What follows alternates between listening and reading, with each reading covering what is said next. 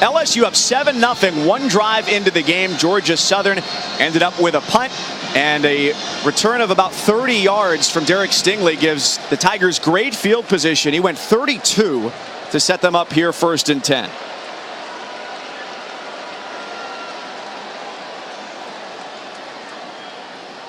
Burrow gives it up. It's a juke. And then a couple more yards for Clyde Edwards-Helaire. Raynard Ellis, his first year on the field at Georgia Southern as a transfer from Furman, makes the tackle after a gain of about 5. 2nd down, 6.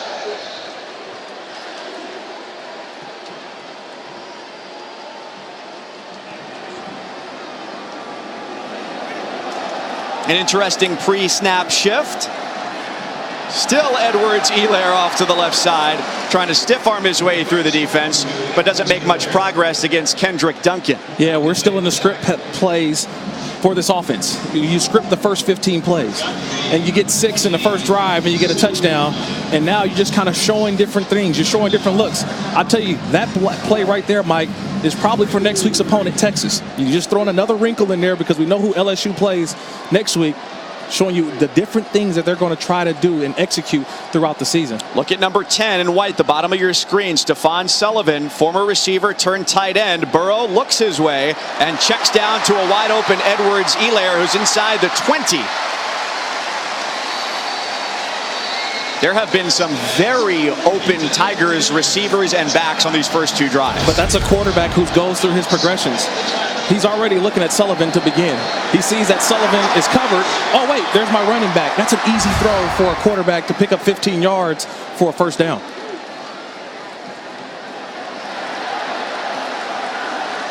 The inside give, Edwards-Helaire again, their second leading rusher last year.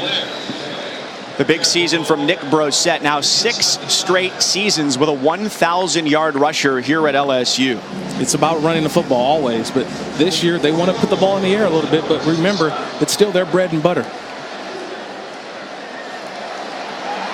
Up the middle, the defensive force keeps him from hitting the goal line. But this year, the philosophy changes a little bit, according to Steve Ensminger, the offensive coordinator. In years past, it has been run to set up the pass. This year, the philosophy is pass to set up the run.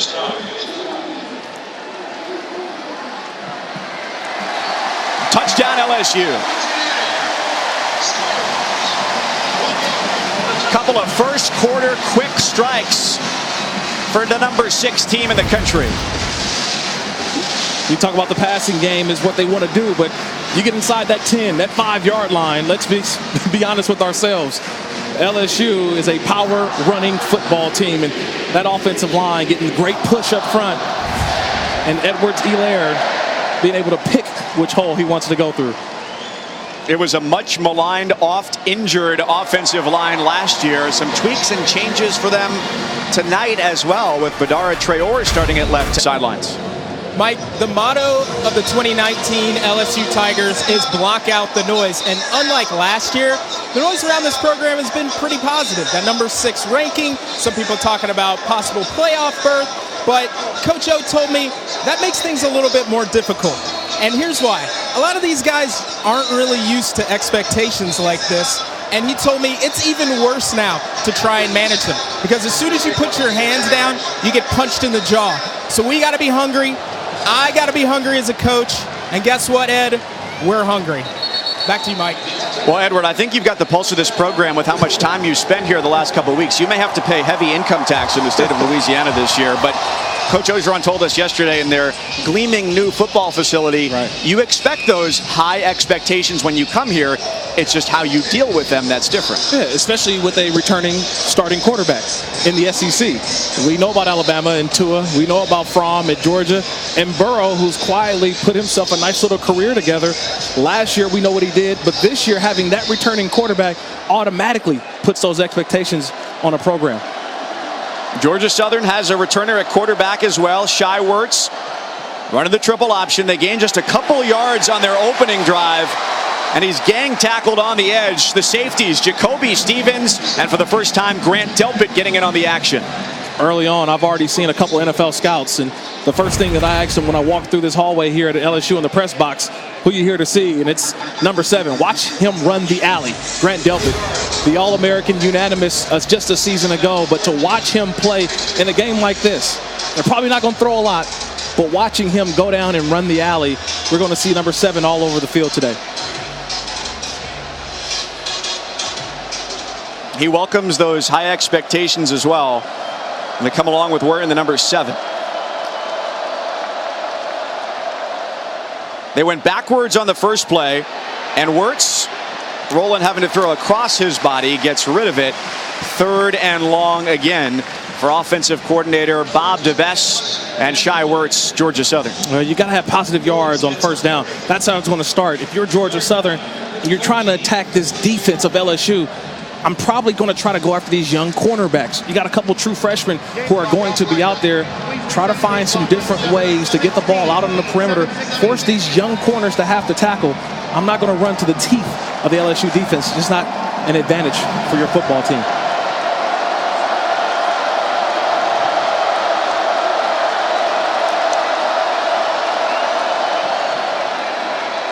Wirtz goes incomplete with the pass intended for Mark Mashad, and they'll have to punt again. Well, they had the right idea, right?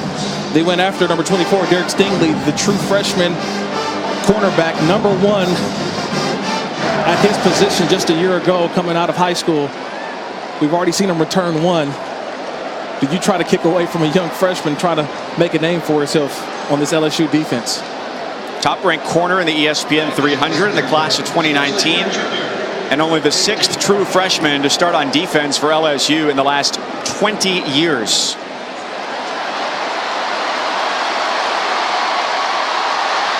With good speed, he's shouldered into the ground right at midfield. 2-0 after 2 drives on Georgia Southern after a punt return from Derek Stingley that went for 20 yards. The replay booth wanted to take a look and see the extent to which he was hit on this play.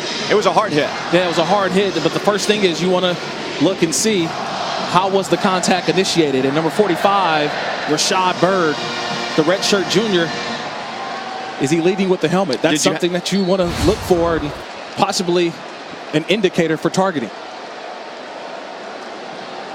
There's a lot that goes into that, the way that is being officiated on replay review this year after a call on the field is a little different as well. Leonard Fournette is in at running back here for LSU, and he gets the quick pass from Burrow, gets back to the line of scrimmage, and nothing more. So as you watch that replay, you saw that there was a hard hit, correct, but there was not forcible contact with the crown of the helmet. So you had an indicator of targeting with the lowering of the helmet, but not the forcible contact to the head or neck on Stingley to force a targeting penalty.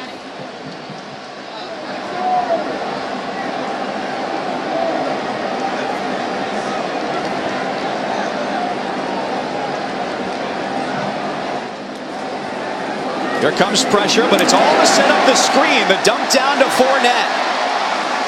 And he's just shy of the sticks. 3rd and short upcoming for LSU, which has looked sharp and nearly unstoppable to start. It is going to be interesting throughout the season to see the roles of each running back for LSU.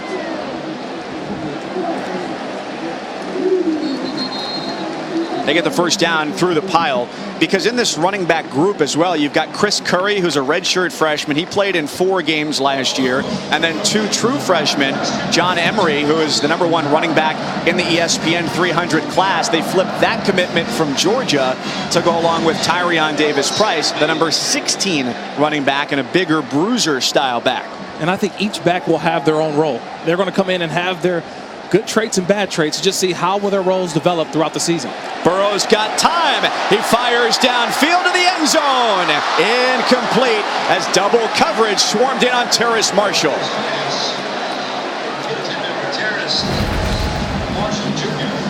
That's one of those throws that Joe Burrow wish he had back. He underthrew a touchdown. That's a touchdown if he lets that ball go just a little bit earlier. Marshall just sitting there waiting for the ball to come down, and he's one of those guys that Steve Ensminger, offensive coordinator at LSU, he wanted to see. He was excited about what he did a year ago as a freshman, but now as a sophomore, they think he's got great home run ability. We already see him trying to go up top.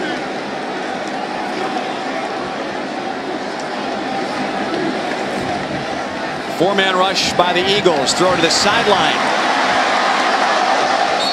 It's brought in by Chase, coming off a 23-catch season last year, and really showed a lot of promise late in the season, especially in the Fiesta Bowl against UCF. And just like that, they're right back on the ball. LSU's offense. This is the hurry up. This is the fast pace. This is what they're doing now in 2019. Look at Burrow getting upset at the official. He's mad he wanted to go. There were two more defenders coming off the field. That's short on the give up the middle for LSU. And that's something that you have to get used to, because when you look at how fast this offense is going, the officials will allow the defense to substitute. Fourth down, here they go, feeling confident and with good reason. First down for Leonard Fournette, down to the 20-yard line. Deculus, Lewis, that right side of the offensive line, that's where I'm running if I'm the running back. If I'm going to call plays, especially in the run game, Steve Ensminger, I'm going off the right side of that line behind a senior and a junior to get that good push. That's certainly the more steady side of the offensive line coming into game number one. Experienced starters. Burrow goes underneath, and it's Fournette to the 15-yard line.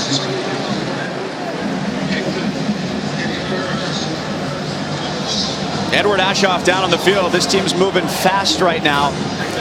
Yeah, you can tell how fast they're trying to go. And Joe Burrow told me earlier this week that, hey, some of the linemen did not like this at first. They were huffing and puffing and having to get into better shape.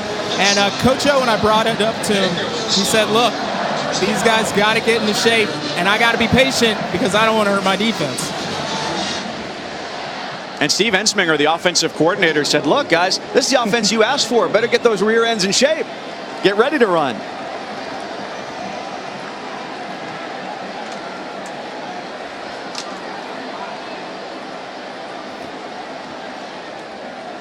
Tyrion Davis-Price in at running back, the freshman from here in Baton Rouge. Burrow to the corner. Touchdown LSU. It's Justin Jefferson.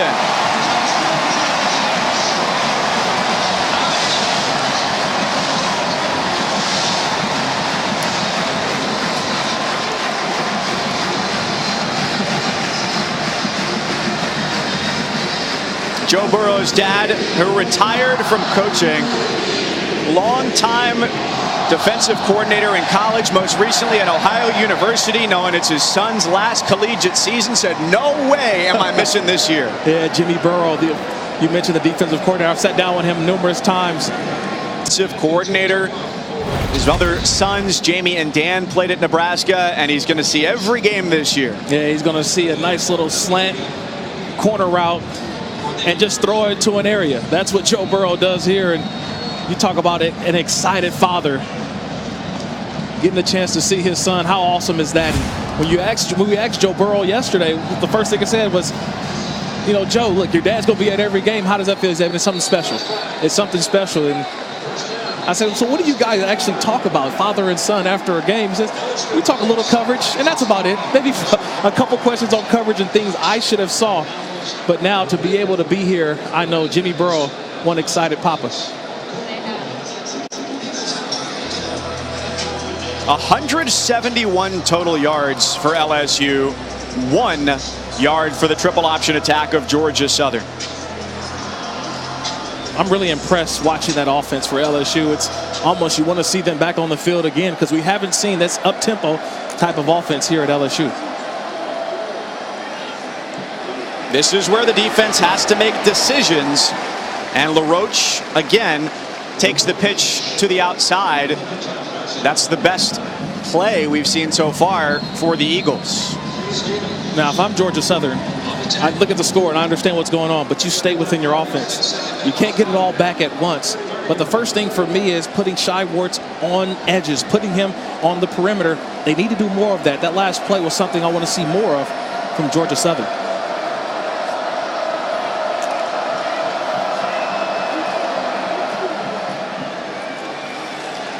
LaRoche gets wrapped up, 3rd and short, which is what they like.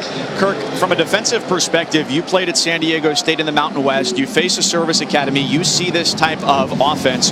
What's it like preparing throughout the week for something that's totally different than what you see the rest of the year? Well, I'll tell you this, Mike. As a linebacker, I'm excited.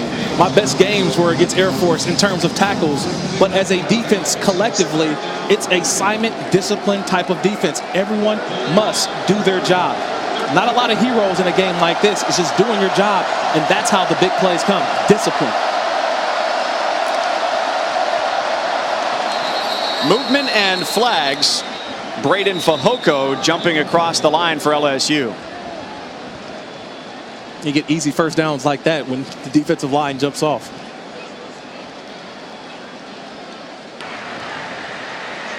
Offside.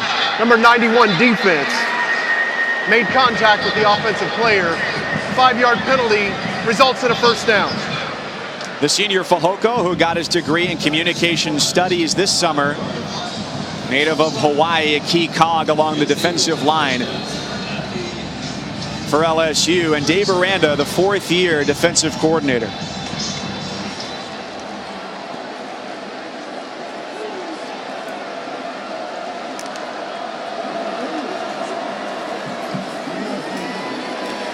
On first down, a pitch, and it's right to the sticks for Georgia Southern with Logan Wright.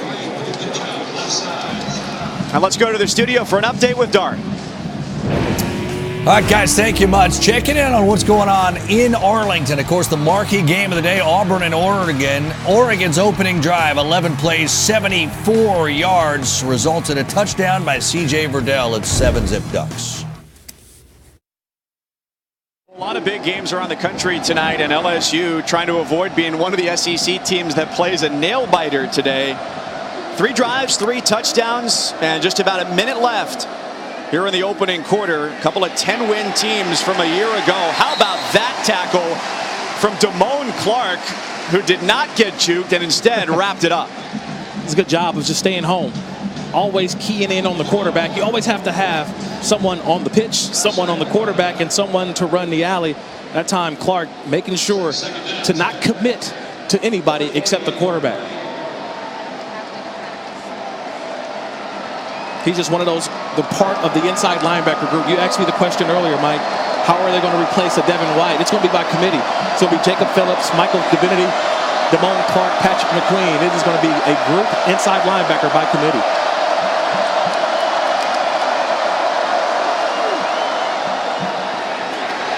Wirtz, he's stripped, loose ball.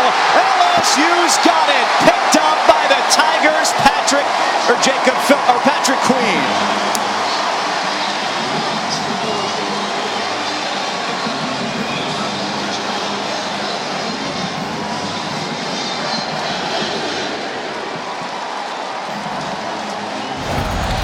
The guy who created that fumble is a guy that everybody around here in Baton Rouge is so happy he came back for his senior season. Rashard Lawrence, number 90, coming off the edge, and it's all effort. It's all effort, especially when the quarterback is doing what? He's getting out of the pocket, but Rashard Lawrence coming through and watch the little tomahawk, gets the ball out. And one of those linebackers, I said by committee, it's scoop and try to score. Patrick McQueen, outstanding job by Rashard Lawrence. One of the reasons why he came back to LSU for his senior season. He could have left early, but those national championship aspirations is why he's here. With short time in the first quarter, it's underneath to Davis Price, the freshman, for a nice chunk of yardage. That brings the first quarter to a close for LSU. Quickly, that's how quick LSU is going here tonight. Ready to go and not eager to wait between snaps. A handoff to Tyrion Davis Price. Gets them to first and goal. LSU at advantageous field position after a fumble forced by Rashard Lawrence. And here's the handoff to the left side for Davis Price, who's cleared out of bounds at about the 10-yard line. So, Kirk, everything we heard about this offense was that it was going to be quick, it was going to be different through 15 minutes. What do you think? Well, I don't know if I can throw enough bouquets out there right now. I mean, they've been going fast. But I've seen at Joe Burrow, a guy who right now has options. Like, he's going to the line of scrimmage, and watch how calm he is. He's able to have more freedom at the line of scrimmage to be able to find his best matchup and exploit it. And what he said, what you're seeing is, in case anybody was second guessing whether the offense actually would change this year. They're inside the 10-yard line now to bring up third down with Davis Price, the freshman, getting some playing time here. So if it's not opened up, then the coaches have a whole new offense I never heard of. They're saving for the first couple games. It has been different. It was run heavy the first 2 years under Ed Ogeron, now in his third full season. And this is the offense he's wanted for this team. He's got the personnel and the coaching staff, a perfect confluence to make it happen. Just a couple seasons ago, it was Matt Canada, the offensive coordinator. That didn't work out. Ensminger last year did some things, but Joe Brady coming on as the passing game coordinator, totally different offense. Burrow's got time, and he's got 6. Terrace Marshall with the touchdown grab.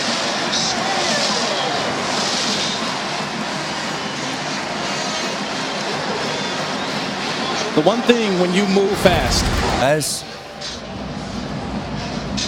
All right, Dari back here at LSU, 28-0. The debut of the new look LSU offense has been sharp. Edward Ashoff. Yeah, guys, I asked Joe Burrow simply, what do you like about this new offense? And he just said, man, defenses are going to have to cover the whole field now. Teams last year would load the box, they'd double one guy, and sometimes we'd be out of options. This year, you have to put a guy covering every part of the field, and that's going to put a lot of stress on defenses. And then he looked at me and said, look, we're going to still have some of that run-in that LSU likes to do, but for the most part, we're going to be going fast. We're spreading the ball out. We're getting to our playmakers in space. And I think they've done that more than a couple times already tonight. You're right about that. The deepest group of wide receivers that Coach O said he's had since he's been at LSU. That's the reason why you're able to do what you can do on offense. Wirtz goes down to the backfield. Grant Delpit penetrates through to make the stop. It's a highlight tape every time you find number 7. You almost want to put a spot shadow around him every single play. Just watch 7. He just comes in your screen. He's a short tackler. It just goes to the highlight tape for Grant Delpit. He was not a big guy coming out of high school and going into high school. 5'6", 125. Didn't get his first offers until signing day of his junior year. So February of his junior year. And then things really started to roll in. The Houston schools and eventually LSU. Short feed, it's Matt LaRoche who's gotten the most action out of the backfield so far for Georgia Southern. This has a total of just 5 yards here in the second quarter. 5 yards total for the game. This is where LSU defensively, how can they get into a situation where they're forcing Georgia Southern to have to pass? 3rd and 13, you kind of know what's going on. But it's the 4-man rush. We saw Rashard Lawrence a little bit earlier with the sack, forced fumble. And now you get a situation where Dave Aranda, defensive coordinator, he can drop 7 and rush 4 and force Wirtz to have to find an area and throw.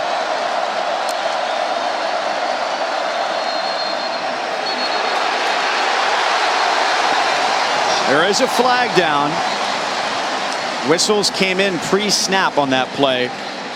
It's Kaylavon Chason got into the backfield. And he's going to be another integral part, along with Delpit, for the defense this year. Before the snap, delay of game, offense, 5-yard penalty, it's still 3rd down. That's all on the quarterback there. He's got to be able to look at that clock. That's the clock he's got to keep his eye on. But also, you mentioned Chason, a guy who I think we're going to talk a ton about throughout this season. It's a pass rusher, which they didn't have last year. Only one game against the Miami game, torn ACL. To be back and have a premier guy like that, I'm going to keep my eye on 18. 4-man rush by LSU. The inside handoff is not enough. Ball's back to the original line of scrimmage and loose at the end of the play. And LSU has control.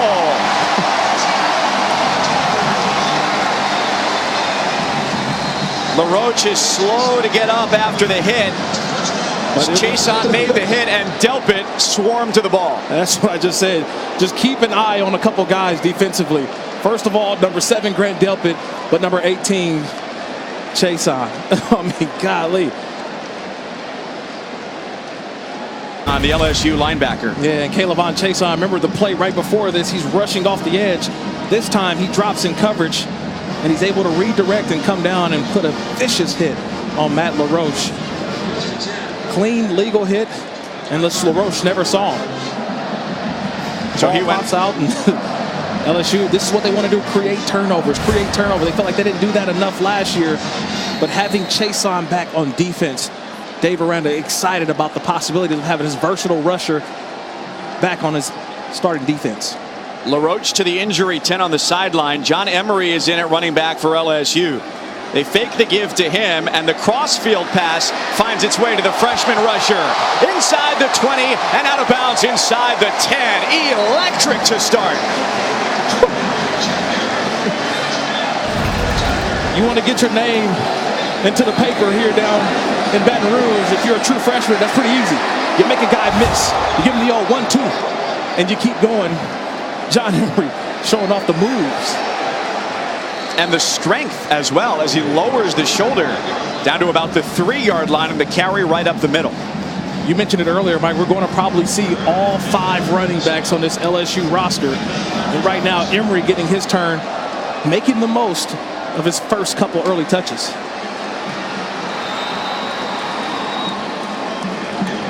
And Emery's the 4th to get a carry for LSU tonight. Number 1 running back in the ESPN 300 in this incoming freshman class. They flipped his commitment from the University of Georgia to LSU. Few more fierce recruiters in their passion to do it than Ed Orgeron.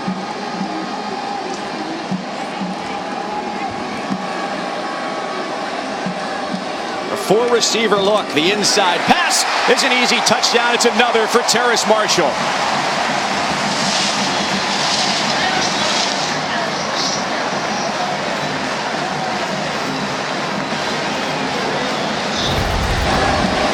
This is just straight check with me. This is the RPO. You look out there, you like your numbers. Marshall just come down and watch 20. Kendall Vildor, the corner. He's looking to communicate. There's nobody there. And that's what this offense is all about for LSU. It's going fast, going fast. It forces the defense to have to communicate. But when it's going that fast and you're in Death Valley, it's going to be hard to hear right before the snap. And this LSU just scored. They kick off. Mike Cousins, Kirk Morrison, and Edward Ashoff on the sidelines. What are you seeing, Edward?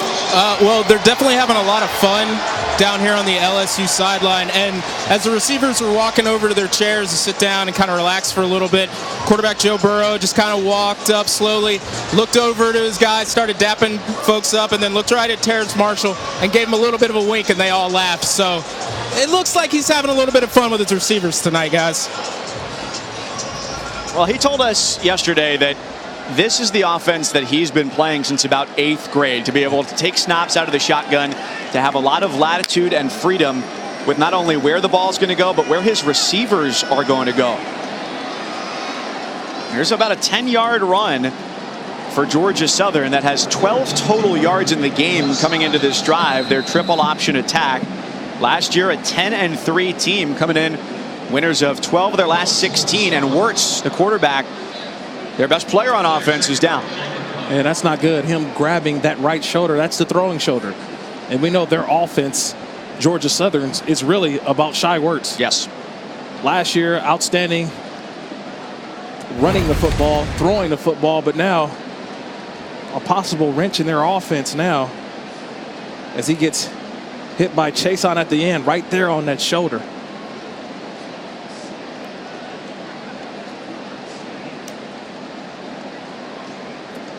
Chason just running to the football, just getting there and landing right on that right shoulder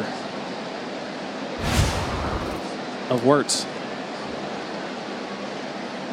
So we'll check on the status of the redshirt junior quarterback for Georgia Southern when we return. Sorry, guys. Shows just how tough it is to be the first true freshman to start a season opener at Auburn since 1946 at quarterback. 9:51 second quarter. LSU pedal to the floor so far. 35-0 over Georgia Southern as the backup quarterback Justin Tomlin comes into the game. The starter Shai Werts, after a hit from Kaylavon Chason, came off the field. He's getting tackled by Chason, who brought a lot of weight on top of his shoulder as he went to the ground. Yeah, just unfortunate for Georgia Southern. So much of their offense is predicated on Shai Werts, but now you got to go straight to Justin Tomlin. And the redshirt freshman is going to come in, and how do they manage this game? I mean, the offense was going to expand a little more with Werts coming back this season to be able to throw down the field a little bit more. But with Tomlin in, watch to see him try to get on the edges, get on the perimeter a little bit, try to put some stress on this LSU defense. The Eagles have 22 yards total. They add to that on the run by Logan Wright, the redshirt sophomore from Jacksonville, Florida, who had about 300 yards on the ground last year. His third down a lot more manageable than it has been a lot so far today.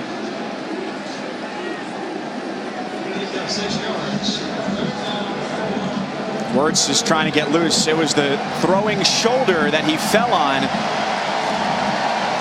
with a hit from Chason. Watching that throw right there on the sideline. Barely can lift that shoulder up.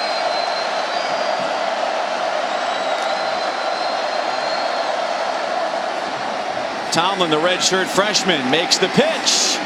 And it's a first down for Georgia Southern. J.D. King, the transfer from Oklahoma State, who just got his eligibility confirmed 12 days ago after the transfer, gets them the first down.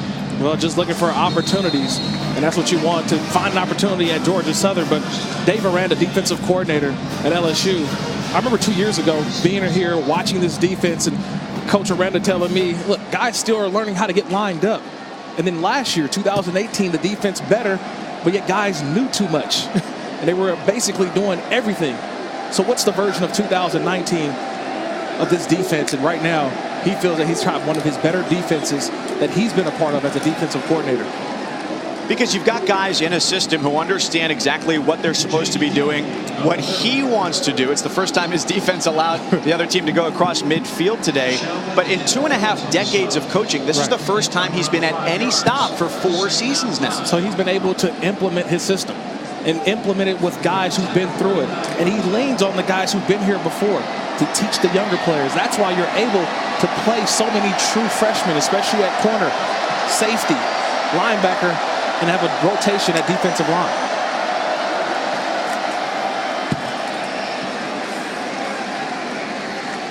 Inside give for King, who's wrapped up by Tyler Shelvin. There is a flag on the play. Going back to Aranda again, he's also got new toys to work with. Like last year, it was Kaylavon Chason, who he was so excited about, and then he gets injured Personal in game foul. number 1. Face mask. Defense number 72. 15-yard penalty added to the end of the run. Automatic first down. And the penalty is on Shelvin, the nose tackle, and that's a deep position for them. Yeah, very deep position, but Chason comes back. But then you look at the linebacker position. You talked earlier about Devin White and how are they going to not only fill the gap in which he was such the heart and soul of this defense. Remember Greedy Williams, though, the corner last year, got drafted this past season to the Cleveland Browns.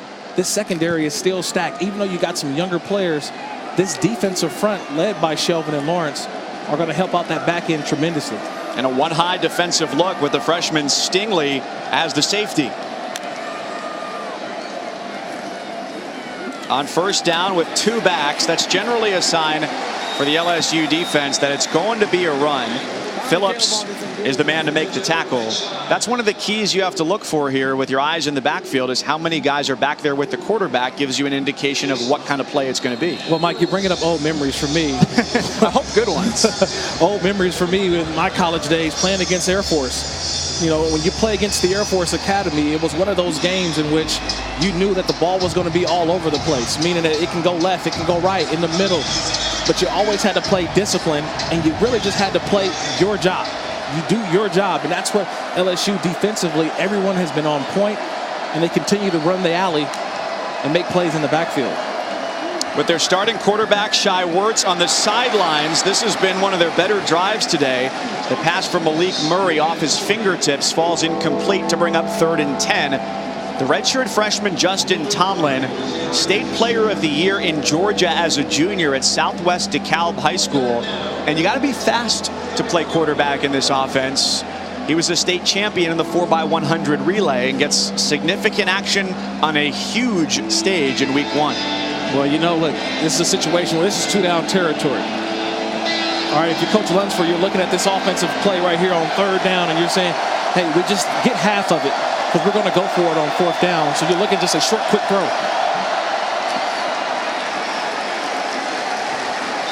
About 1 yard to the 30-yard line. They've also got a great kicker, too. Tyler Bass, the redshirt senior out of South Carolina, who last year was a first-team All-Sun Belt kicker. He hit 2 50-yarders and hit 10 from 40 or more.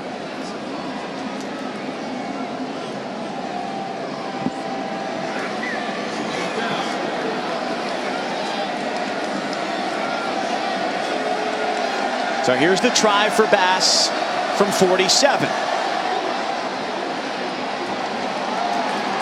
Plenty of leg, and he gets Georgia Southern on the board. 35-3 gets a round of applause from head coach Chad Lunsford. You get points on the board and a good drive by Georgia Southern, especially under the circumstances. Backup quarterback Tomlin comes in, leads a drive, and pushes one right through the uprights. It's a good drive. That's an excited coach there. Look, things might not have went your way early on. First quarter, all the way through the middle of the second quarter, but that's a positive drive and something to continue to build on for the rest of this game. Kirk, let's take a look at the road to the championship, which LSU hopes to be on. It's brought to you by Mercedes-Benz here this evening in Death Valley.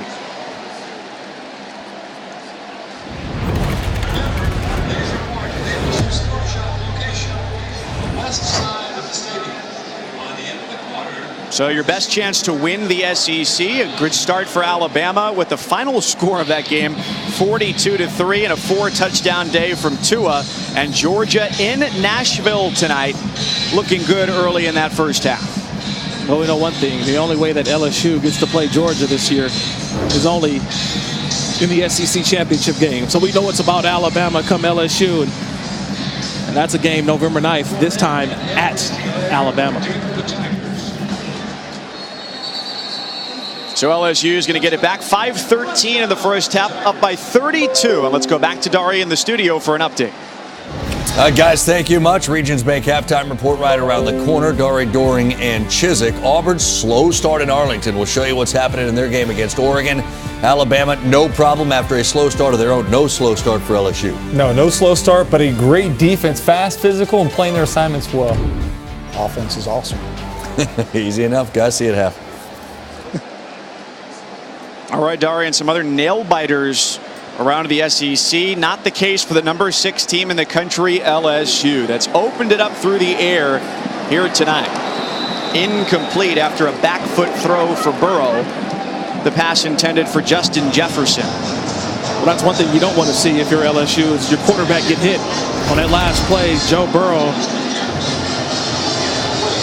Watch the hit that he takes. You don't want this by your quarterback. Big hit being put on by Dylan Springer. Having a great game so far, but it's those types of hits you want to avoid for Joe Burrow. Talked about 5 running backs. Number 5 in the game. But where's number 24 is Chris Curry. With a couple of big fellas in front of him. Out to the 30-yard line for a second down pickup of 5. Adrian McGee helping to lead the way. And at left tackle, Dare Rosenthal has now come in. Sadiq Charles, they said, would be able to play if necessary today. You're assuming that if necessary is out the window at this point. Badara Traore got the start at left tackle, so that's something to watch as the day and next week goes along for LSU.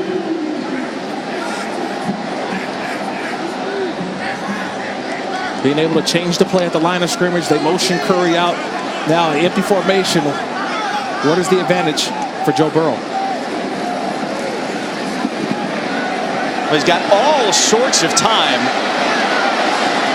And he just needed to find the window, and it closed quicker than expected. Incomplete on 3rd and 5. Good coverage from the safety, Kendrick Duncan.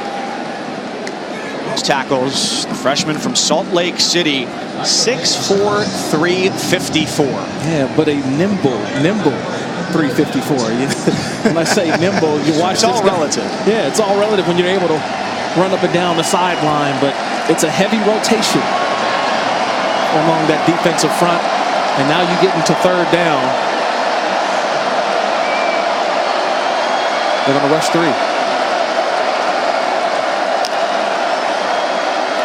It's Tomlin at quarterback, the redshirt freshman. He throws across the middle.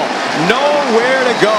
Jacoby Stevens is all over it. The junior safety sniffs it out.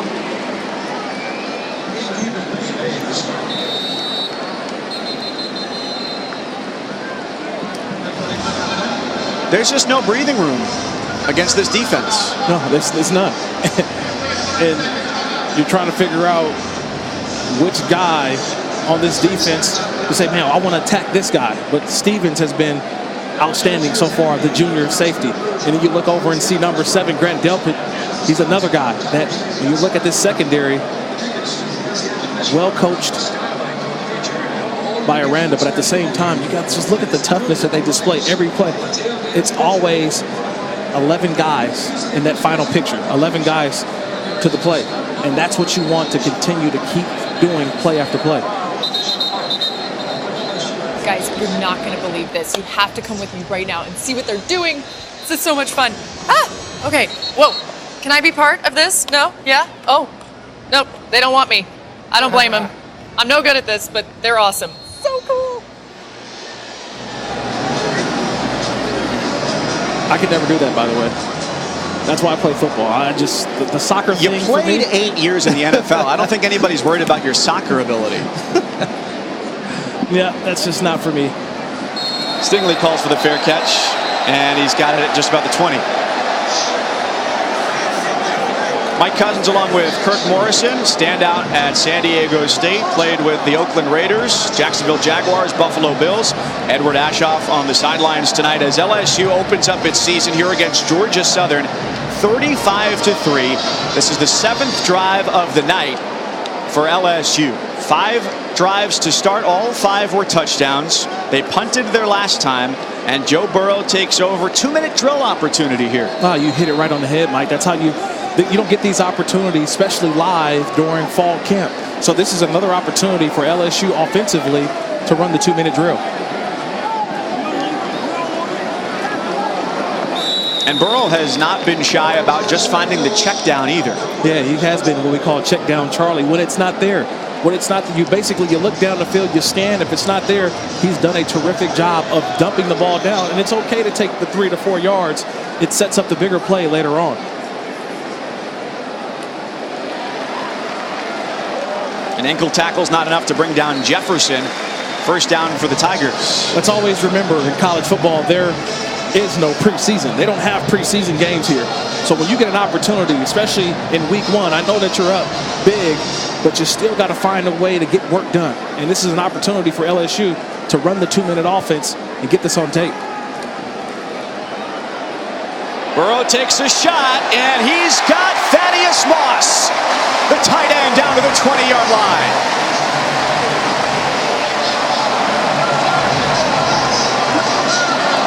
Just to see that number, 81. Played with his dad, but that number 81. Thaddeus Moss, Father Randy Moss, the Hall of Famer. Seeing that 81 when he was in New England. It's almost surreal to see his son now making a big play. Snap infraction. Offense, number 79. 5-yard penalty. Still first down.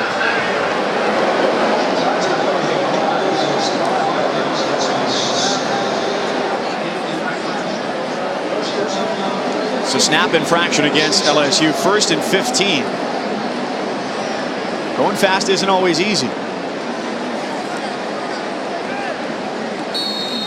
It was a 44-yard connection to Moss to get them down here inside the 30. Georgia Southern for the day, 44 total yards. Edwards-Helaire underneath. And he is right at the sticks. Man, they are feasting underneath. The running backs, you have to be able to catch the football now in this LSU offense. Before it was about run, run, run. But watching these running backs catch the ball out of the backfield, another weapon for Joe Burrow.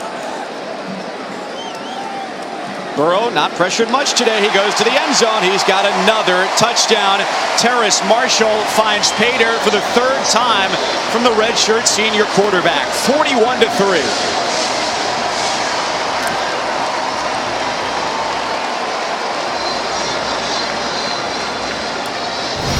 Well, if you want to learn how to run the 2-minute drill, LSU just showed you.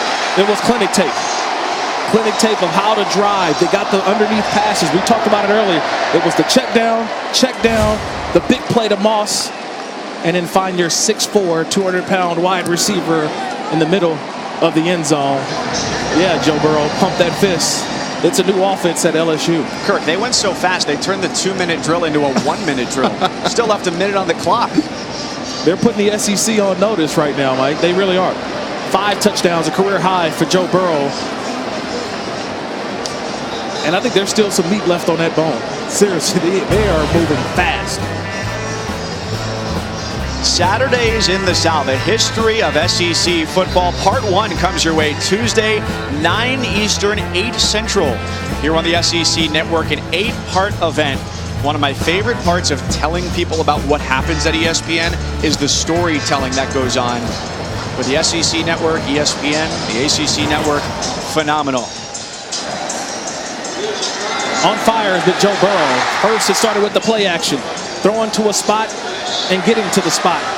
It's just one thing that Joe Burrow has thrown, the touch. No one saw the touch that he had, and you're starting to see he can make all of the throws. And when you have the athletes that he has on this offense, it makes it so much easier. And Joe Burrow pumped that fist, an excited quarterback. It's like he's got all these new weapons. It's a new toy, right? It's Christmas here in August for Joe Burrow. He came in last year and he said at the beginning he knew how good the defense was. Right. He was playing more, and this was his words, quote, not losing football rather than winning football. And his attitude with a year under his belt last year came in just a little bit before camp and is able to have a real firm grasp on what's going on. Coming up at the half, you can watch the live performance of the Golden Band from Tigerland on the SEC Network Plus, and it'll be streaming on the ESPN app as well. Kind of going back to the Joe Burrow point you made earlier, just didn't expect this from this offense at all. Just was not expecting how high powered this offense is. And well, hold on. I think we expected to see them play this way. Are you saying you didn't expect it to be 42 points at the half? Exactly. The success. And they're not messing around. They're not messing around. Coach O called another timeout, hopefully trying to get another opportunity for his offense to get out there. That kind of tells me if I'm playing head coach, I'm putting myself in Coach Orgeron's shoes. The one thing that I'm thinking is that I'm going to try to call timeouts, get the ball back, because I think after half, we probably won't see Joe Burrow. I think he's done enough work, 5 touchdown passes already in the first half. I think I'm pretty much can sit my quarterback. We start to look for next week, because what a job he's done so far. And now defensively, finding ways to get off the field. You talk about a good half of work by this LSU team, not just offensively, defensively as well.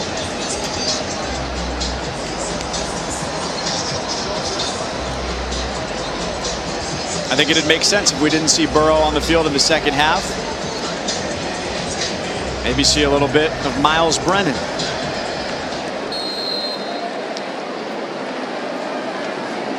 So Shai Werts, according to Georgia Southern, is out for the rest of this game. And so we'll see Justin Tomlin at quarterback as Werts is going to go in for x-rays. He did come back in the game after taking a hit from Kaylavon Chason, who fell on top of him, jamming his right shoulder, his throwing shoulder, into the ground, and looked very uncomfortable before he did return to the game, throwing on the sideline. Yeah, he did. I mean, he took another hit when he came back into the game. He actually pitched the ball, but at this point, look, he's your most important player if you're Georgia Southern. If he's not 100%, You need him the rest of the season. Probably best to sit him the rest of this game. The red shirt freshman Tomlin hands it off, and immediately it's Damone Clark into the backfield to say no more.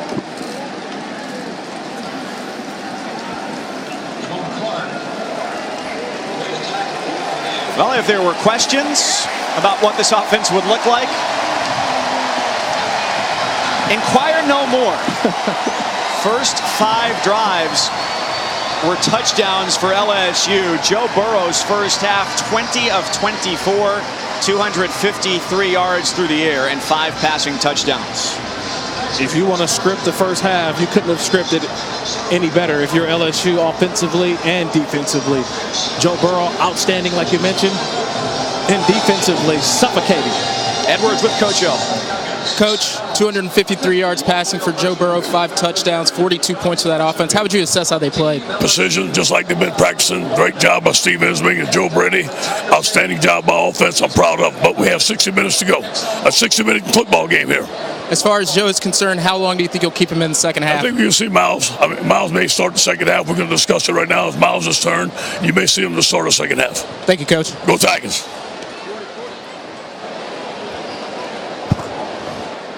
Well, if it's just two quarters for Joe Burrow, they were 2 pretty good ones. 42 Cousins, Kirk Morrison. Glad to have you along with us. Joe Burrow, the quarterback, has made the stat sheet look very good so far. He's lit it up exactly what they wanted. Look, it's been the Joe Burrow show, and look, we expected the offense to be good, but wow, that first half was great. 2 plays of 40+ yards. But you think about the 5 touchdown passes by Joe Burrow. We knew this was going to be a passing game that was going to be opened up. I didn't expect 5 touchdown passes by Joe Burrow. Outstanding offensive play by LSU. And just 1 punt in the first half for this new look offense for the Tigers, who hold the formidable lead. And news out of both locker rooms from Edward Aschoff down on the sidelines. Yeah, my Coach Lunsford told me coming out of the break that, hey, look, he told his team the next 30 minutes are about us as a family. We got to do and play our game, do our jobs. He doesn't want to see any more pre-snap penalties. He got at the defense for a lot of missed tackles. He also said to me, look, Justin Tomlin's fine. He's been in this position before. He's ready for it at this level. He's not concerned about him. And as far as LSU, coming out there bouncing around, guys are saying 30 minutes, that's all we got to do. I saw Joe Burrow wink at a couple guys. They are relaxed as possible going in the second half. As you'd expect them to be with the lead as it is. I'm surprised we don't see Joe Burrow with a ball cap on at this point. I mean, his work's been done. That first half is something that most quarterbacks dream of for an entire game. Ed Ogeron, the head coach for LSU, told Edward going into halftime, may see him in the second half. If not, Miles Brennan, who played against Rice just 1 game last year, the sophomore, will be ready to go. A couple of yards on first down for Logan Wright, the redshirt sophomore out of Jacksonville, Florida. The streak of 13 out of their last 16 for the Eagles with a 100-yard rusher in danger going into this third quarter as they've got just 59 yards total. You look at the second half, it's really about establishing who you are for the 2019 season, still establishing the identity. It's going to be a little difficult now, but Shai Werts probably not going to return in this football game. Werts, the starting quarterback, redshirt junior, went down on a hit from Caleb Chason. Tyler Shelvin brings his backup Tomlin to the ground there. And so he went for x-rays, ruled out for the rest of this game. But Georgia Southern told us last night at the team hotel, it's going to take them 4 games to figure out exactly what they have on offense this year because of what their schedule looks like to begin the season, most notably opening with the number 6 team in the country. They've got Maine, a great team. Then they go to Minnesota, and they face Louisiana in week 4.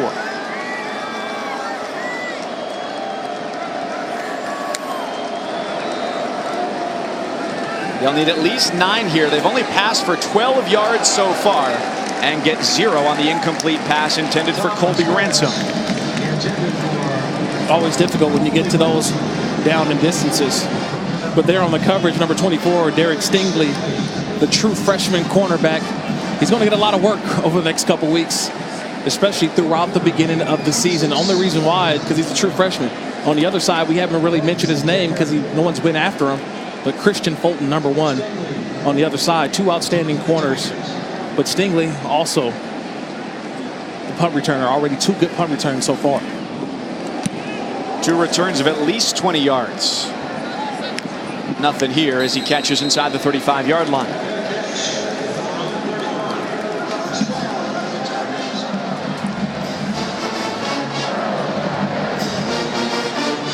So back to it for LSU. And here comes Joe Burrow back out onto the field. Only the 5th starting quarterback for LSU to start back-to-back openers in the last 22 years. So much more confident coming back for his 2nd year. Working on a master's program, takes all of his classes online.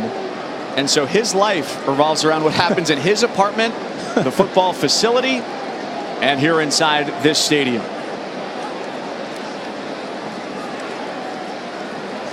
He gives it up on first down for Edwards-Helaire. Saw all 5 running backs on the field in the first half for LSU. Edwards-Helaire is the clear number 1. And after that, I think one of the question marks for this team, among the few there are about the offense, after the first half, will be how the carries are divided beyond number 1. Extra effort gets him to the 45. You got to understand that Helaire is your returning back that has the most experience. And what it's going to come down to is which back is able to pass protect. That's what it's going to come down to. When you get games in which you're late in the game and you're trying to drive down for a score to end the game or win the game, it's who's going to be able to pass protect. Burrow unleashes a spiral for Justin Jefferson. He was the top target last year, and that was by design because their offensive line was banged up. They had to keep a lot of guys in to block. Jefferson last year was targeted 91 times, 48 more than the second most guy, Stephon Sullivan. This year, though, the opportunity to spread it out. On the retreat, and the check down gets him nothing.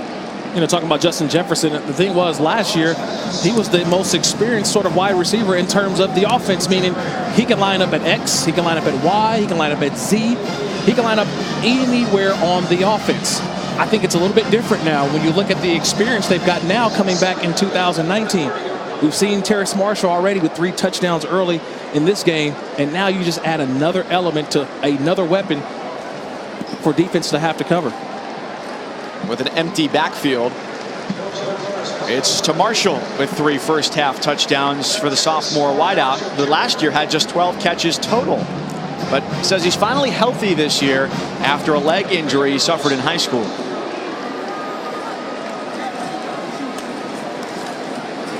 So a sustained drive for the Tigers meets resistance on 3rd down. They don't get the first. And immediately the punt team is on. It'll be Cade York, the freshman out of McKinney, Texas, who's replacing Cole Tracy, who became a folk hero last year after an early season walk-off game winner against Auburn.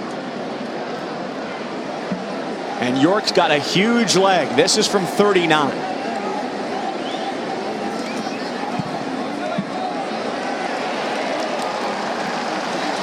Sharp and true for the freshman York. 45-3 LSU 3rd quarter.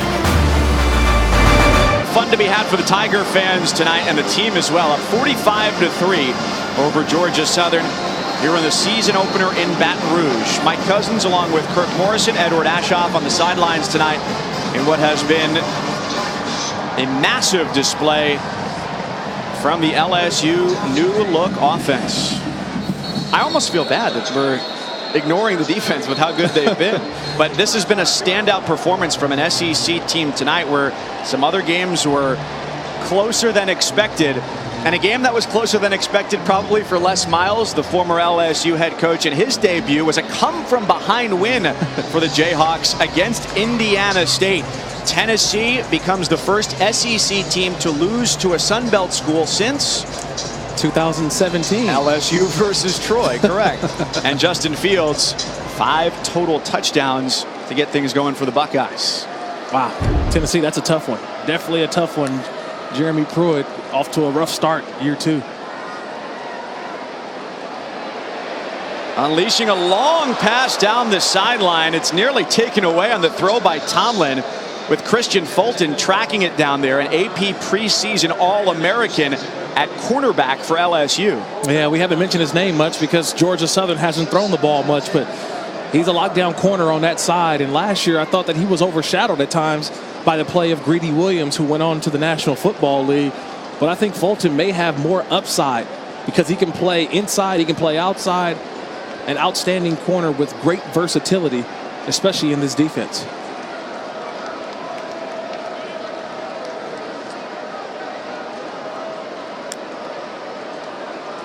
Second and 10. That was only their 8th pass attempt of the game. They averaged 9 a season ago. A couple yards, and we go down to Edward. Yeah, guys, Caleb on Chasen having a big comeback game for him. Remember, he missed most of last season after having an ACL injury in week 1 against Miami. And I asked him, what was the toughest part of being out and trying to get back? And he said it wasn't the beginning, it wasn't the middle, it was the end when he felt like he was 100% in spring and the trainers just kept holding him back and said, we don't need to push it, we don't need to push it. He was going in at 6:45 a.m. every day for workouts. For rehab. He'd come back at noon for rehab. He'd go back at 7 p.m. for rehab. This is a guy who has totally changed his perspective on football and got himself, he thinks, into better shape, although Coach O says he's still not in football shape yet. Here's a fun fact for you. He started sprinting and cutting at 2 months after he tore his ACL. He spent all of last season dissecting offenses and offensive coordinators in his room when he wasn't healthy. He felt like he was on the team getting ready to play every week. Well, I'll tell you this, when he walked in the room yesterday, he is a well-built young man.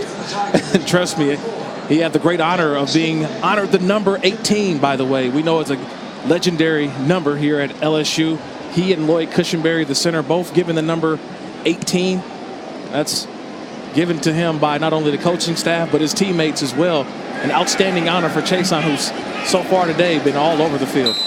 And Cushenberry, the center, of course. The first offensive lineman ever in LSU. Can't wear the number 18, but he does get a patch in honor of that. It was all about proving it. This new offense of LSU. Can you prove it? Show me. And that's what Joe Burrow has shown me, that this offense is for real. 23 of 27 passing, 5 touchdowns, 9 different receivers touched the ball. So far, what I've seen from Joe Burrow is a guy who looks calm, he looks confident, and adding Joe Brady, the offensive pass coordinator to this offense, has really opened up what I think LSU, an explosive offense that many teams down the SEC, it's going to be difficult to defend. So perhaps the only, and this is in quotes, regret tonight is he doesn't get to set the school record for single game touchdown passes, just ties it with 5. And he gives way to a very highly touted younger quarterback, Miles Brennan, who last year played in just 1 game, a late season demolition of the Rice Owls. Did play a little bit more a couple years ago, and will take over the reins here, up 45-3. He runs and takes the hit from Rashad Byrd, the inside linebacker from North Augusta, South Carolina.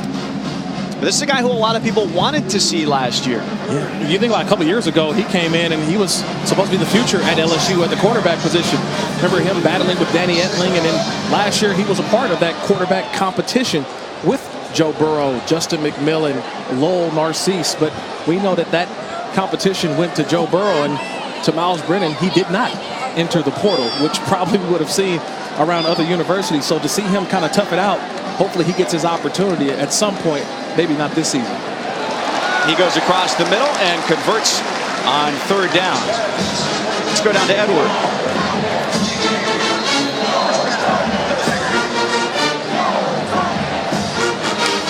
Guys, in talking with some staff members at LSU while I was here, they said the guy who made the biggest push and the biggest improvements from spring to summer was Miles Brennan. They said, look, we know Joe Burrow is our guy, but Miles Brennan was the most improved player on this football team. And I mean, I know it's early, but he's thrown a couple really good passes, and they love the work ethic that he's had since losing the job last year.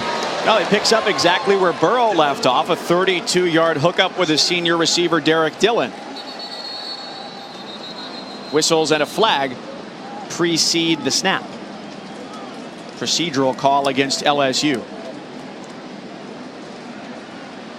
False start. Offense. Number 84. 5-yard penalty. Still first down. And this, I don't want this to come off as old man yells at clouds, but Miles Brennan, to stay through that, you mentioned getting into the transfer portal, because a couple weeks ago, once schools started to name their starters, you go on Twitter and it's like, oh, what a surprise. What a surprise. X, Y, and Z are all entering the transfer portal because they lost out on the starting quarterback job. Ton of activity in the portal, Mike. Ton of activity. Brennan on the move, tucks it, and gains a few extra yards. Late hit will gain some more as he's down inside the 15.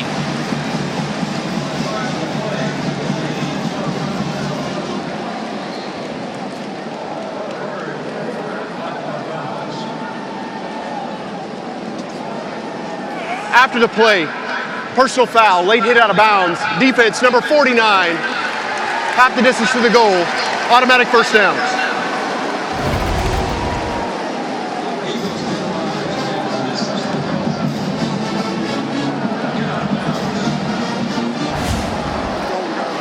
What a frustration. I think they called 49. It could have easily been 45 as well, Rashad Byrd. But it's always around that sideline. Got to know where you're at. Trevor Leam was the defensive. He almost got tackled into the play, getting the penalty. Always have to know where you're at. Handoff for Fournette. Down to the 4. Only team in the SEC this year to return 8 starters at least on both sides. 8 come back here on offense this year for LSU. They lose Nick Brossette at running back, Foster Morrow at tight end, Garrett Brumfield at right guard, but great replacements in all of those spots. 2nd and goal on the first drive of the night for the sophomore quarterback Miles Brennan, on in relief of Joe Burrow. Bounce to the edge, nowhere to go for Fournette, who saw action in all 13 games last year. I think that's the big thing that you mentioned a little bit earlier, Mike, is the loss of some of the players from last year's team. And I think the biggest loss is Foster Moreau, the tight end. He was a guy who did everything. He was an H-back, he was a fullback, but also he played a little bit of an extra tackle just to help out the offensive line, who struggled a bit at times last year. So the position for me, if there's something that this offense will grow throughout the season, they're going to have to grow at tight end with the big loss of Foster Moreau to the NFL.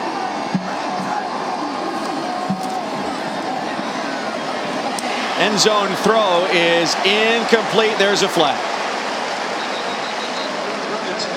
Eyes on Racy McMath under the coverage of Kendall Vildor, preseason Defensive Player of the Year in the Sun Belt Conference. Be interesting to see this call. Pass interference. Defense, number 20. By rule, the ball will be placed at the 2-yard line. Automatic first down.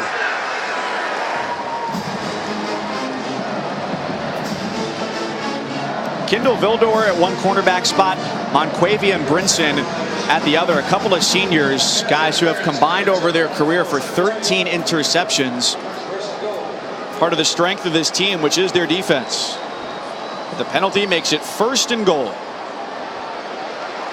Incomplete from Brennan. Looking for Trey Palmer.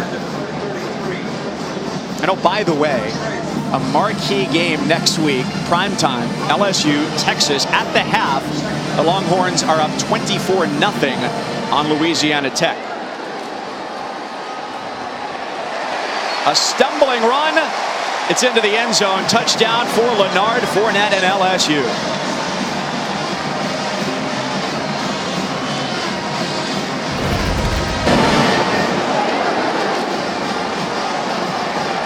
It's just our guys are bigger than your guys.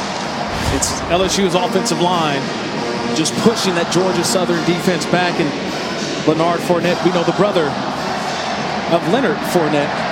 Very similar running styles. And trust me, not a lot of defensive players in college football want to getting in front of 5'11", 200 pounds coming downhill into the end zone.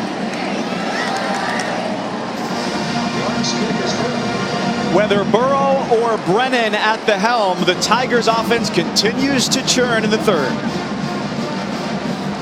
And then all chaos broke out with him. You know, a deputy looked at a substance on his car, a white substance, and after performing a test, it came back positive as cocaine. Shai said, there's no way that that's what it is. He told the officer that it was bird droppings.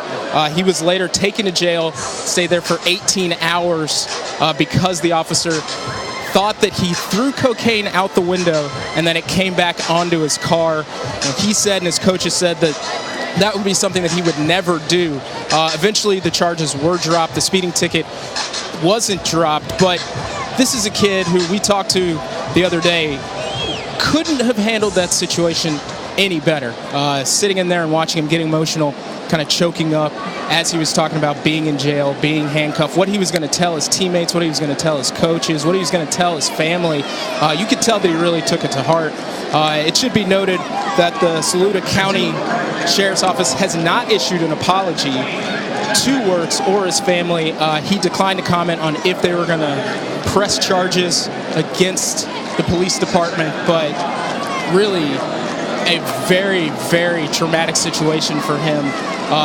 Not wanting to be pulled over as a black man, saying, look, I've seen what's happened in this world. I wanted to be somewhere where people could see me, and he's come out of it really a better person. I think the maturity that you mentioned there, Edward, of Shai Wirtz, understanding where he was at, his environment, and I'm not so sure that anybody else would have handled that situation as calmly as Shai Wirtz. Here's a guy, I met him for the first time, like you mentioned last night, and to hear him talk about it, he's still visibly shaken by what happened, but at the same time, he feels that now his opportunity to play football again, which he thought, like he spent that 18 hours in jail with, may be taken away from him. He has a greater respect for not only the football game, but about life. It's a situation, I think, that has brought that Georgia Southern team together. He only missed a couple days of practice, but was able to come back after passing a drug test. And just talking to our athletic director and Coach Lunsford a little bit earlier today, there's no way that they felt that that quarterback did in which they was charged for or tried to be charged for. Just to me, an understanding of being raised right, but also moving forward and understanding where he's at in his life. And I just give kudos to Shai Wirtz of handling a situation that could have been a lot different had he done something else. Yeah, and the maturity that he showed to say, look, this isn't what you think it is. Obviously, when they performed another test, it came back as negative. And to keep it as cool as he was with us and with his reaction to the police department, he said he wants to use this platform to help people who've been in these situations and could be in these situations who don't have the resources or platform that he does as a Georgia Southern football player. And they're proud to have him leading their team. The score not in their favor tonight, but a guy that they are proud to stand behind as the quarterback of this team, who unfortunately had his night come to an end early after LSU linebacker Kaylavon Chason came down hard on him earlier in the game, injuring his right arm. I think also what was interesting, just talking with Shai Wirtz, it's also what he's doing off the field.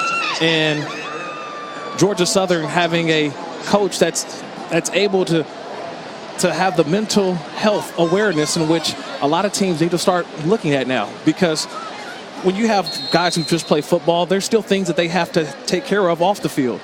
And Shai Wirtz was just saying how proactive that Georgia Southern has been having a mental health coach on staff for them to be able to talk things out, whether it's about football or the classroom or just life in general.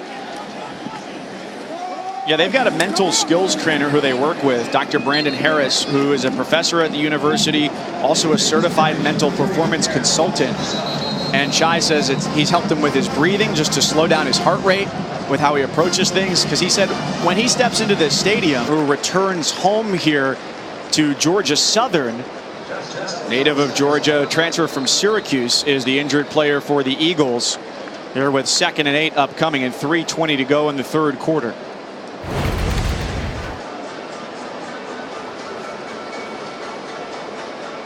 Ellis right here just gets rolled up on. And you look at one of those incidents where you're just trying to play and someone rolls into the back of your foot, your ankle. You're the casualty of a cacophony of bodies in there. Not a lot you can do. But him walking off, hopefully that's a good sign that it's not a serious injury. And the scoreboard says enough, but beyond that, LSU tonight, more touchdowns than Georgia Southern first downs. 7 touchdowns and 6 first downs for the Eagles.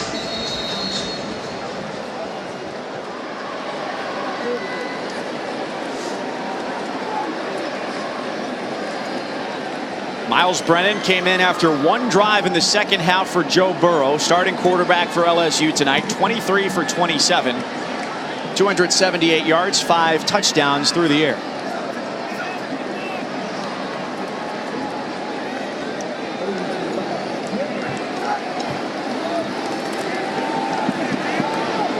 He steps up with a short arm throw, and it's nearly taken away by Jesse Liptrot, the redshirt senior cornerback for Georgia Southern. Outstanding play by Liptrot, just being able to understand space, where he's at, looking at the quarterback and getting ahead. If he doesn't make that play, that's a big gain on first down for LSU.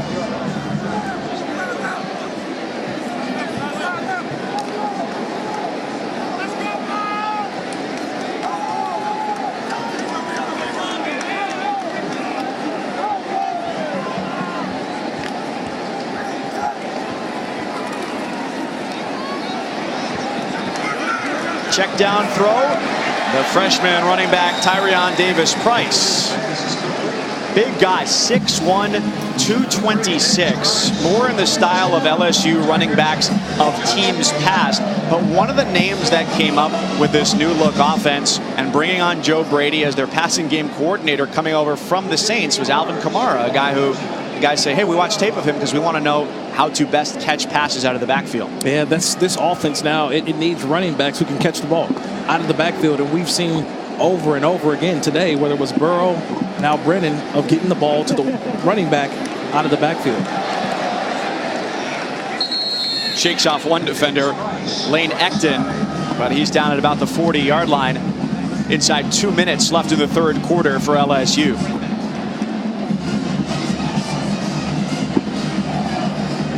We've seen some swaps around the offensive line. Dare Rosenthal has been there at left tackle a good deal. Badara Traore got the start there.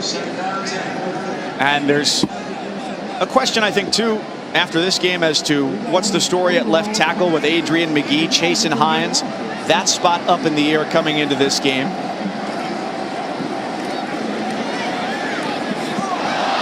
Pass incomplete on second down. So last year, the offensive line in 13 games had 7 starting combinations. You got Hines there, 57 at left guard. They were last in the SEC, allowed 35 sacks. For the offense to continue to improve by leaps and bounds as they'd like it to, they need consistency there this year. And if you don't throw the ball, you have to have at least guys who play consistent starts. We're talking about 5, 6, 7, 8 starts in a row to really get this offense in tune. Because right now, like you mentioned, no Sadiq Charles today. Maybe saving him next week for Texas. Incomplete again on 3rd and 10. A little bit of miscommunication there between Brennan and Jontre Kirkland, who they used this week as the scout team quarterback to run the triple option in practice against the starting defense. Kirkland played quarterback in high school as well at Lutcher High School. And Dave Aranda said he was a great quarterback for the scout team. So Zach Von Rosenberg on to kick again. He's not had to do very much work tonight. Fair catch back at the 10-yard line for Georgia Southern. Monday, 7 Eastern, 6 Central, Thinking Out Loud is presented by Regions Bank, and it's back for another season. Greg McElroy, Marcus Spears, joined by Alyssa Lang. They'll talk football and want your participation via social media throughout the show, right here on the SEC Network and the ESPN app.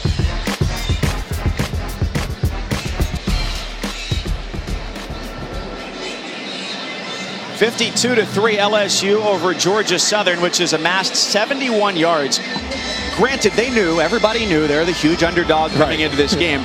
This night will not define their season. They come off of a 10-3 season, winners of 12 out of 16, and last year was their most wins since they moved up to the FBS level back in 2014. It's a battle of backup quarterbacks now as a long throw goes wide for Justin Tomlin.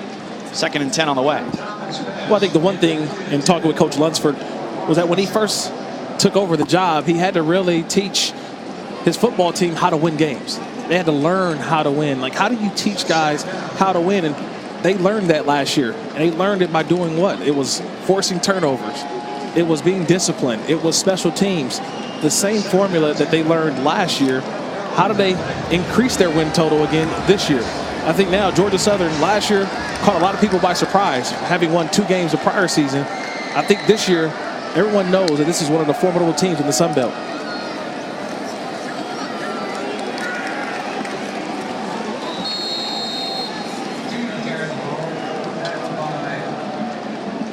J.D. King sent backward. That was a massive turnaround. This is just the 2nd full year for Chad Lunsford, the 42-year-old native of Georgia, as they went +8. And they became just the 4th FBS team to go from double-digit losses to double-digit wins in 1 year. And it's all happened in recent history. Fresno, Air Force, and Miami of Ohio. And it's winning the turnover battle, too. +22 last year for them in terms of getting the ball 22 more times in their opposing teams. But I love the quote that he said, "Eagles don't beat Eagles. Don't beat up on the Eagles." Meaning that we can't have penalties on ourselves. Ed Ogeron just came sprinting down the sideline to get the timeout, and it gives us the opportunity to go to Daria in the studio.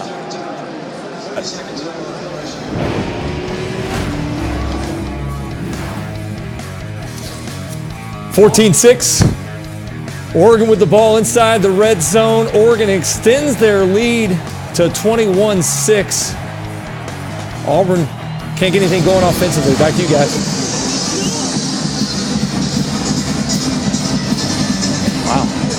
Auburn down. You think it helps to have a veteran presence at quarterback? Yeah, I've said this before. When they released the AP poll, they released the coaches poll, and I started to look at a lot of the teams that were in the top 15, maybe even top 20, and I said, wow, it does look a little different. And I shouldn't say different. It's all the teams that have returning quarterbacks, whether it was Clemson, Alabama, Georgia, Oklahoma, sort of a wild card, but I can call Jalen Hurts a returning quarterback. He's got starting experience, went to a national title game. Ohio State with Justin Fields as a wild card. LSU bringing one back, but Justin Herbert at Oregon, a returning starter, did not go to the NFL. And right now, his Oregon Ducks trying to help out and carry the torch for the Pac-12 right now. This is a big game for Oregon going up against Auburn, another SEC opponent. And the only matchup of the opening weekend of 2 top 25 teams squaring off against one another. By the Tampa Bay Bucks, Devin White. What is it like being back here? What was it like being a guest captain for the LSU Tigers tonight? Yeah, it was great. It's always great to, be able to be in Baton Rouge. Home is where the heart is, and the heart will forever be in Baton Rouge. I feel like this is a place that molded me into a great young man. What does it mean to you that your coaches in Tampa gave you the responsibility of calling the defense this year? I mean, that means that, I was well prepared, and that's hats off to Coach Aranda. He molded that, that leadership mentality, that, go out and be the man mentality. And, for all my coaches in Tampa Bay, I'm extremely happy because, it's a lot of pressure on me, but I asked for the pressure, and it's going to make me play better. One thing that's got to make you happy is how well this defense that LSU has shown tonight. What have you seen from your guys? What do you expect from them this season? I mean, we played like a triple option team, but one thing we don't do, we don't reload, it's the next man up. We always got some, young gunners, waiting behind somebody, and, it was shown tonight. And next week when we go take care of business in Austin, the world will see. And what about that offense? What is this? Oh. Forward passes at LSU. What's that all about? Hey, a change has come. You know, shout out to Coach O. He bringing the best coaches in the world. Who wouldn't want to coach for LSU? I mean, we got the best fans, best stadium, best facilities now. You know, so it's all coming hand in hand, and it's working out. One guy who's played so well tonight, Caleb Chasen. What is it like to see him back, considering everything he went through last year, that ACL injury? Oh, yeah, he was a big piece of our defense last year, and a lot of people didn't even realize, you know, he was a major part of the sack game, and, you know, he's always been a high-energy guy, so we needed him, but I'm happy that, you know, he's back out there flying around, and, you know, the Tigers might not get to keep him too long if he keep that up. You know, I know a lot of NFL teams will be calling. Getting a lot of comparisons to you out there, man. Yeah, I mean, I like it, man. He needs to do more than I did and bring the buckets back. Sounds good, man. Thanks for the time. All right, thank you. Setting the bar high to have to do more than he did, but certainly I think the level of expectations is appropriately set for this defense. And the number 5 overall pick there, you're giving him the honor of wearing that green dot on the back of the helmet as a signal caller, starting linebacker for the Tampa Bay Buccaneers. He's in a good division. Another former LSU Tiger, Deion Jones, the starting linebacker in Atlanta. So you think of that NFC South with Devin White and Deion Jones.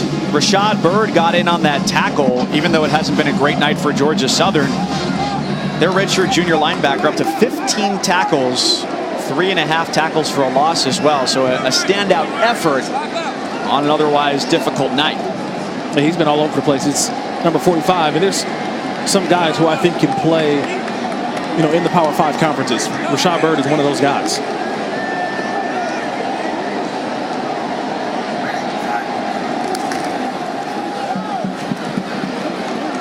Third and 2, it's enough for the first down for John Emery, the number 1 running back in the freshman class coming into college this year.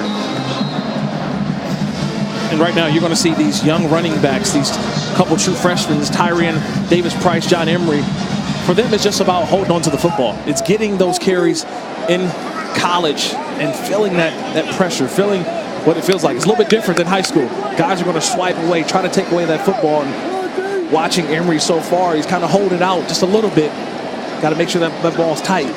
We call it 3 points of pressure. Make sure you have all those points covered.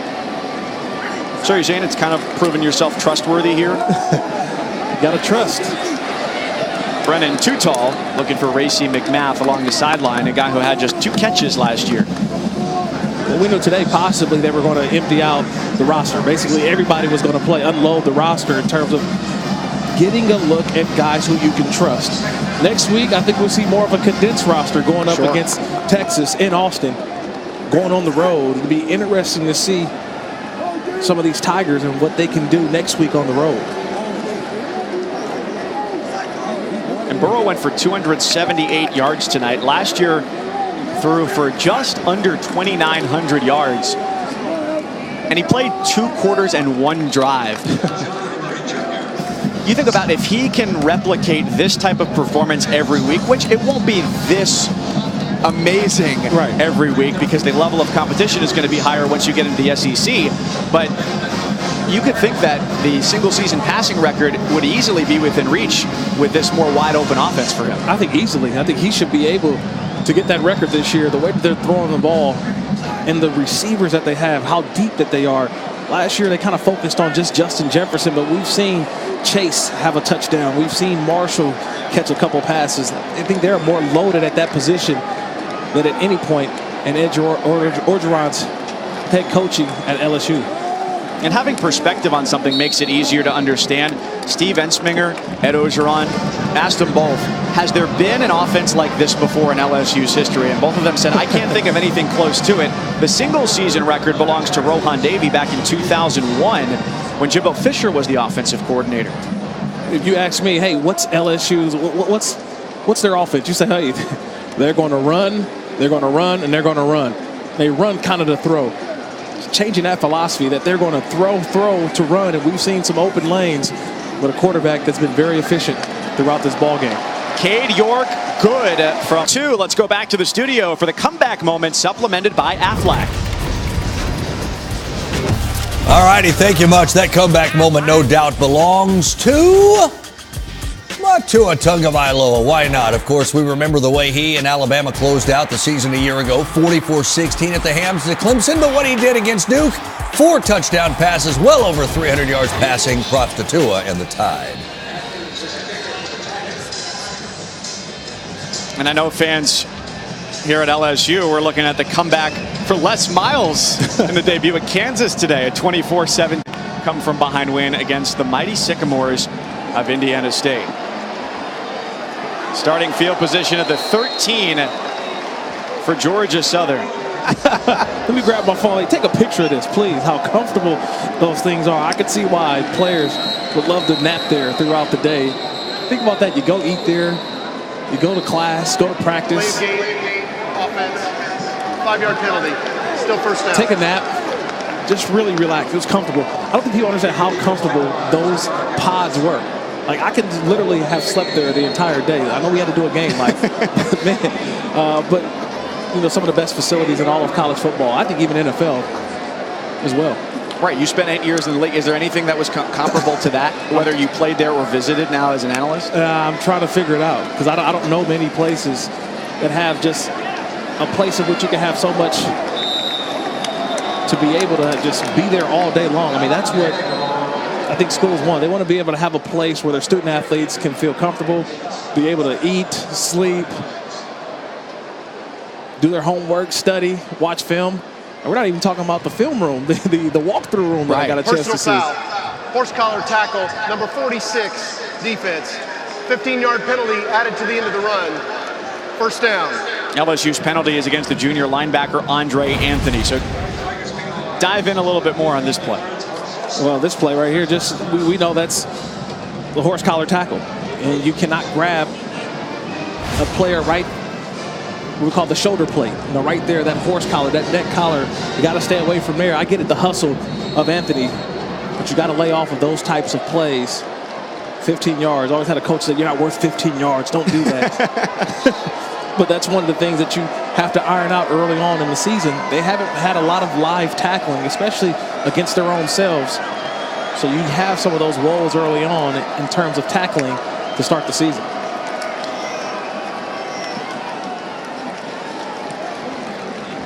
Short run on 1st and 10 after the penalty for J.D. King. So you mentioned in the football facility the walk-through room. We can't show you it. We'll do our best to tell you about it. Well, it's a walk-through room. What'd you say how big it was, Mike? Probably about, I would say about 20 yards in width. The length maybe about almost, say, half a football field. But to be able to have 3 projection screens going and have the sort of the image of the offensive formations being ran and be able to make your checks, being able to adjust things on defense, something that Dave Aranda saw in his visits with the Green Bay Packers and said, you know what, I want a room like that. And that's something that they were able to help out and do in this new rebuilt football operations center at LSU. Catch for Caleb Hood moves the chains for the Eagles here with 9.5 to go, 4th quarter. Their lone score today, a field goal. So they're up to 81 total yards to 443 for the LSU offense that on its first 5 drives yielded 5 touchdowns tonight.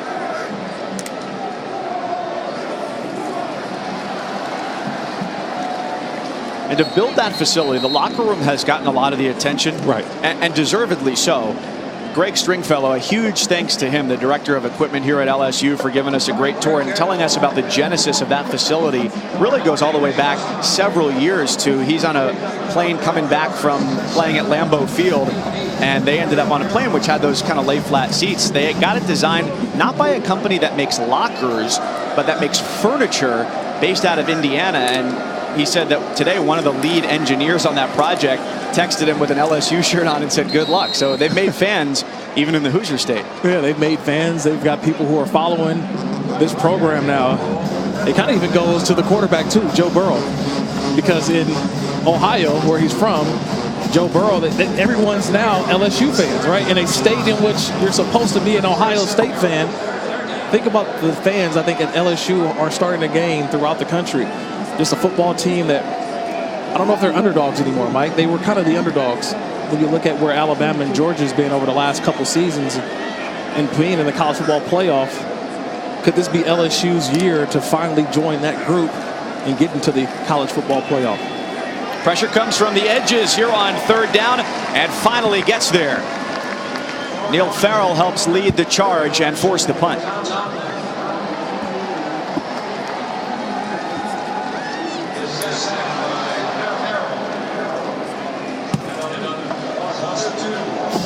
The relentless pass rush. Keep going. They're going to keep harping. That defensive performance next week, a little bit different offense. Basically, it's funny to say this, Mike, but they've got to throw away everything that they've done this week on defense, LSU, and go against something similar to what they're seeing from their offense, which is a spread offense that they're going to see from the University of Texas. LSU had 10 on the field. Derek Stingley was real late to get out there, and his momentum carries him across. Analysis, interviews, and everything else. No one covers the SEC like we do. You can also see it streaming live on the ESPN app, which I made extensive use of earlier today. You get a night game, which means a lot of time to sit and wait and watch college football. Not a bad deal. I've enjoyed it throughout the day watching week 1 of the college football season. Edward Ashoff on the sidelines. Kirk Morrison, Mike Cousins up in the booth. Here with you from Baton Rouge tonight in the season opener for LSU and Georgia Southern. My top 5 quarterbacks, I think, in the SEC right now, obviously Tua Tagovailoa today, 336, 4 touchdowns versus Duke. Jake Fromm, kind of a light night against Vandy, 9 of 15, 103. But I think Joe Burrow, I think he's the 3rd best quarterback in the SEC. And you look at what this offense looked like, especially in the first half today, I got to think his numbers are going to go through the roof. And then you think about the other quarterbacks, and for me, I think 4 would be Felipe Franks. You look at Kellen Mond over at Texas A&M, and he had 3 touchdowns the other night on Thursday night. And then like the honorable mentions, you know, we don't know much about Kelly Bryant, the transfer from Clemson over to Missouri. So it'll be interesting to see these quarterbacks of the SEC. Would you be willing to revise this, say, at the midway point of the season? I think so. I think we want to see them. This is my preliminary list. This is my week 1 list of top 5 quarterbacks, which can easily be shifted and changed. But I think so far, I think Joe Burrow has really established himself as the 3rd best quarterback within the conference. Tua today, 4 touchdowns, 42-3. Yes. As Alabama beats Duke. They last played back in 2010 at Wallace Wade Stadium. And Alabama extends its unranked winning streak to 83 games, continuing to grow their FBS record mark. I'll put Kellen Mond in there. We'll see what he does now. They've just got a bear of a schedule this year at A&M. It's going to be tough. But we know Jimbo Fisher's got to figure it out offensively in terms of they're going to have to outscore a lot of people. And so we know they're going to score points. And what does that do for Kellen Mond in terms of my hierarchy of quarterbacks in the SEC? Now, LSU never faced Georgia Southern before today, so they'll go to 1-0 against them and improve to 33-1 against teams out of the Sun Belt. That only loss back in 2017 against Troy. Neil Brown, the head coach there then, now at West Virginia.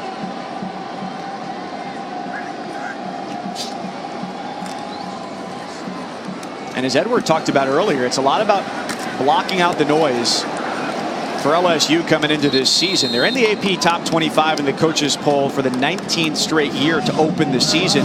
But this is their highest ranking since they opened up at number 5 in 2016, Edward.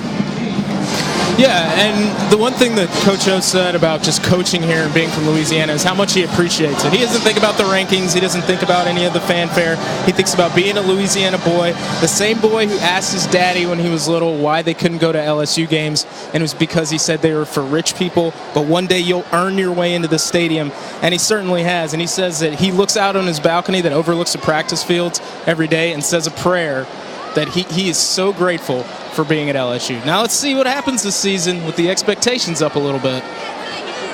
And for so many coaches around the country, it's a chase to just get to the next step on the ladder. Right. Rarely is a dream job truly a dream job. I remember at Syracuse, my alma mater. Doug Marrone was the head coach. He goes to the Buffalo Bills, says it's a dream job, leaves the Bills. Everybody says, well, I thought it was a dream job. I thought Syracuse, your alma mater, was a dream job. But this program has a connection that is deeper than surface level, much deeper for Coach O being here at LSU. He's a Louisiana native. And it's home.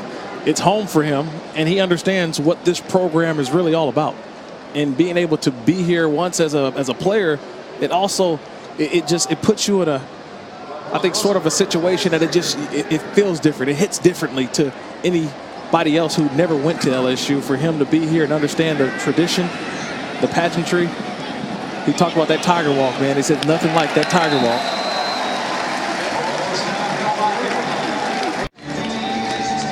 LSU's defense tonight coming into this drive has held Georgia Southern under 100 total yards, 96 on the evening, while the offense has put up 473 and looked as good as advertised. There is a flag on the play, but this offense now has two masterminds at the helm. Yeah, you got Joe Brady and Steve Ensminger. Steve Ensminger on the right.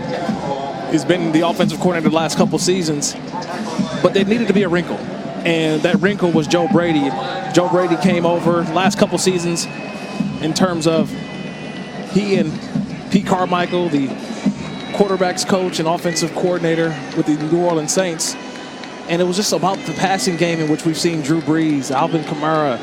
We look at Mike Thomas as well. And LSU said we wanted pieces of that offense. How can we incorporate that offense within our offense? And it's been a relationship in which Coach Orgeron said we need that guy. And Joe Brady's been cut over. It's been a seamless transition. Steve Ensminger is still the offensive coordinator. He's still going to call the plays. But Joe Brady and they both come together. They go over the game plan. And if he sees something he likes, he'll tell him. But for the most part, what I've seen today, especially in the passing game of why they brought Joe Brady here, if this is going to be the offense we're going to see all year long for LSU, the SEC and even the country better be on notice. And it's a collaborative process because Ensminger said during the game he's going to get input from Brady. He's also going to seek input from Brady, especially on third down plays where it's a guaranteed passing opportunity. Where do they want to go with that? And for a guy who's 29 years old, think about the marriage there between those two in the booth. 29 years old and 60 years old, a 31-year age gap between those two. Guys who see the game differently from different generations, but coming together to help make a new offense for LSU that they haven't seen before. Now they want to go 50-50 run versus pass. We'll see what happens as the year goes along. But the first 2 years of Ed Orgeron's head coaching tenure, first 2 full seasons, they had in 2017 under Matt Canada, they were plus 263 run versus pass, and last year was 176 more runs versus passes. So still plenty of time to see how that plays out. Yeah, but all of this is possible by having Joe Burrow at quarterback. Let's not forget that. Having a returning quarterback who's kind of waited his turn. People forget that he had to wait behind J.T. Barrett and Dwayne Haskins at Ohio State. He transfers to LSU. A good season last year, but I think he's going to have an even better year this year because of the Ensminger and Brady connection. We've seen it so far throughout the first half and the first drive of the second half. It's only going to get better, I think, for LSU offensively.